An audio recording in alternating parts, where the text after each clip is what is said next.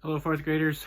We are going to continue reading our Young Man in the Sea. We're getting close to the halfway point as we approach chapter 13 today. This is called When You Wake Up. When I finally drag my tired butt into the house, it's 4 in the morning and my dad ain't on the TV couch. He's sitting at the kitchen table drinking coffee. Circles so dark around his eyes he looks like a skinny raccoon with a dirty beard. Wants to know where I've been. What happened, Skiffy? Nothing. Motor won't start. But I can tell he knows that ain't the whole story. Figure it'll go faster if I say what happened. Then I can go to bed and sleep forever. When I'm done telling, he looks as sick as me. The Croft kid has been cutting your traps? Why'd he do a thing like that? I shrug. For the fun of it, I guess. And because I'm a swamper and he's not. Swamper? You serious? Didn't think anybody still used that word. Tyler does. I thought them days was long gone, says Dad, talking to himself. I'll be darned. So, I say, you gonna call Mr. Croft and make him pay for what Tyler done? Dad looks at the floor and sighs. He gets himself up from the chair, goes to the Frigidaire, and takes out a can of beer. He pops the tab and studies the foam. I'll have to think about that, he says. You think about it, I tell him. I'm going to bed. There's a time just before you wake up when your brain thinks all the bad things that have happened only happened in your sleep. Wake up, your brain says, wake up and everything will be okay. What a crock. When I wake up, all the bad stuff is still there. The Mary Rose still don't have an engine and my traps are still cut. Oh yeah, and my dad is passed out on the TV couch, which makes it perfect. I can smell the beer even before I get downstairs. I hate that smell. It comes from the pile of beer cans on the floor by the couch, and it comes from him too.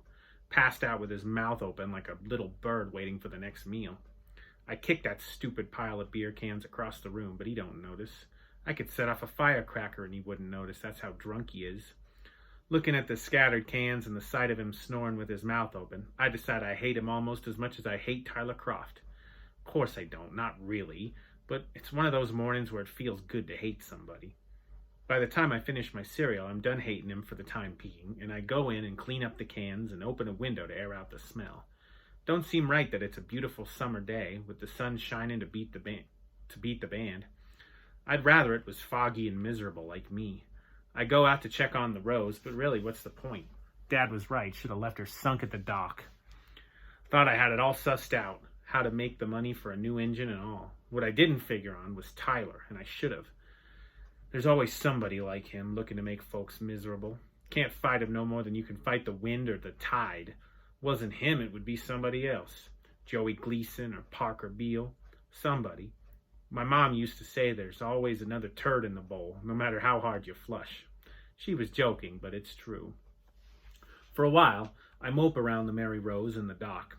Check out my skiff, see there's a place on the boat, on the bow, that needs fixing, from crunching into the whaler, but I ain't in the mood. Finally, I settle down and chuck around with the motor. Turns out it weren't nothing crucial, just a loose connection on the fuel line. So I start her and head up the creek for Mr. Woodwell's place. Don't know why exactly, just to get away. Something about the old man's boat shed always calms me down. Like the air is quiet there, and when you breathe it, the quiet gets inside you. Smell of them cedar shavings is nice too. Or maybe it's the smell from Mr. Woodwell's corncob pipe. Anyhow, that's where I go, and when I get there, Captain Keelson's long rowing boat is at the dock. The two of them are in the shed, studying a broken oar. Mr. Woodwell looks up and goes, "'Lo, Samuel. What are the fish doing today?" "Swimming around, I guess." Captain Keelson gives me his crinkly smile and says hello. "Broken oar," he says. "Caught the blade on a piling." Mr. Woodwell has the broken oar clamped in a vise on his bench. I can tell they're in no rush to fix it. They're at the talking about it stage, and that will take a while. "Rose okay, is she?" the old man asks. "Still dry?" I nod and pretend to study the oar, but the truth is I can't tell where it broke. "How about your lobster business?" Captain Keelson asks. "Going pretty good, is it? Dev Murphy says you catched 'em by the bushel." "Dev Murphy don't know everything," I say, feeling hot inside. Now they're both studying me inside of the broken oar. Studying me instead of the broken oar. "Best tell us, Samuel," says the old man. "Won't do no good." He puffs his pipe and nods. "Come up the porch," he says. He turns to the captain. "Alex, do you mind?" Amos, as you know very well, I don't care if that ore gets repaired this year or the next. I've plenty of ores. The old man nods. Boy needs a drink. Strong lemonade with plenty of sugar. Care to join us?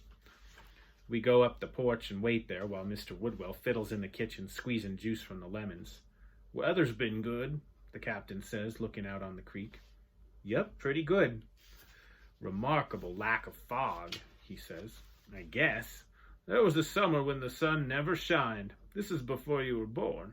Fog came in on the 4th of July and didn't leave until Labor Day. Oh, yeah? It was so damp the mold complained. Several people dissolved, just melted away in the street, left nothing behind but soggy pairs of shoes. I know he's trying to make me smile, but I ain't got one to spare.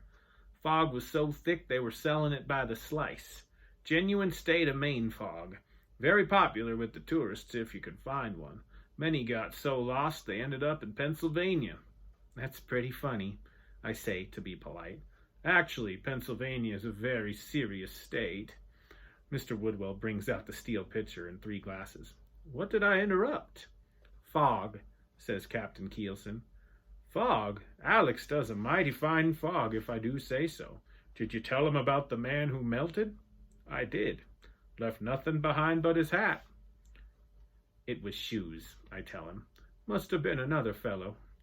Thank you, I say when he hands me the icy glass. Captain Keelson takes a sip and makes a face. Didn't spare the lemons, did you, Amos? Too tart? No, exactly tart enough. Thank you kindly. How about you, young man? Really good, I say, like always. Mr. Woodwell settles back in his rocker. His hands are so cramped up he has to use both of them to hold the glass, but it don't seem to bother him. Now then, Samuel, he goes, you are among friends. Something is troubling you. If there's anything either of us can do to be of assistance, you have only to ask. There's nothing nobody can do. Just so you know. My trap's been cut. Good heavens, says Captain Keelson, so surprised he spills lemonade on his shirt front. How many? Don't know exactly. Most of them. Then I tell him the whole story like I done with my dad, except I leave out the part where I smack Tyler's Boston whaler.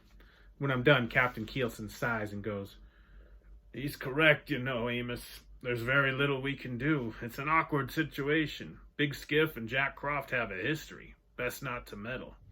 Mr. Woodwell nods in agreement, but he looks mournful sad. I'm sorry, Samuel. I was thinking we might be able to help, but your father would not want us interfering in his personal affairs. It ain't my dad's problem, it's mine. Maybe so, but you're Big Skiff's son, and he's Jack Croft's son, and that makes it complicated. If anything is to be done, your father will have to do it. Of course, I knew that before I come up the creek. They made me tell for nothing, and that makes me mad all over again. Mad at Tyler, and mad at my dad, and mad at the beer cans on the floor, and mad at myself for thinking it might be different. It's a sorrowful thing, that kind of cruelty, says Mr. Woodwell. Not confined to boys, either. Says the captain. He leans forward and catches my eye. I suppose you'll try grappling for the lost traps? I ain't thought that far, and he knows it. Real casual, he allows as if I was to drag a grapple along the bottom, I might hook up on my traps. I guess, I say. You must be terribly discouraged. I'm mad is what I am. It ain't fair. No, says Mr. Woodwell. Indeed no, says the captain. Decidedly not. We sit a while, drinking our lemonades, and nobody says much after that.